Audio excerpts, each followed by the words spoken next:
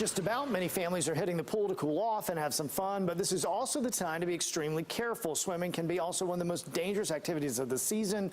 Drowning, the second leading cause of accidental deaths in kids under the age of 15, according to the CDC. So our medical expert, Dr. Kevin Campbell, joins us now. And let's talk about the signs of a drowning child. We've had some tragic deaths most recently. Really have. And oftentimes what most of us think is telltale signs of drowning, flailing arms and shouting for help. That just simply doesn't happen. There are really two phases of drowning. The first being what we call aquatic distress, when people know they're in trouble and they can actually wave and call for help.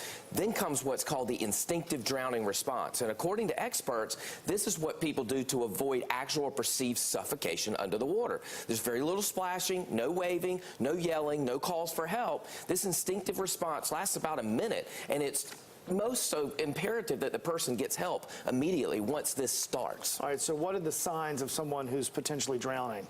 You know, these are the things I would look for when persons are in the water. If their head is low in the water, their mouth at water level, if their eyes are glassy and empty and they're unable to focus, if they're not using their legs, if they're kind of hyperventilating or gasping, these are the things that you don't think about but can be real actual signs of someone in big trouble. Now, some areas have specific rules and laws and ordinances that you have to have around a pool, but as a parent, what can you also do to make sure your family's safe? You know, first of all, it comes to common sense. You know, especially for children, a lifeguard may not be enough. Don't feel safe. It's important to be vigilant and understand what the signs of a swimmer in trouble are. So, you know, parents, you know, children playing in the water make noise. When they get quiet, you've got to get out to them and find out what's going on. That may be the first sign of something being wrong.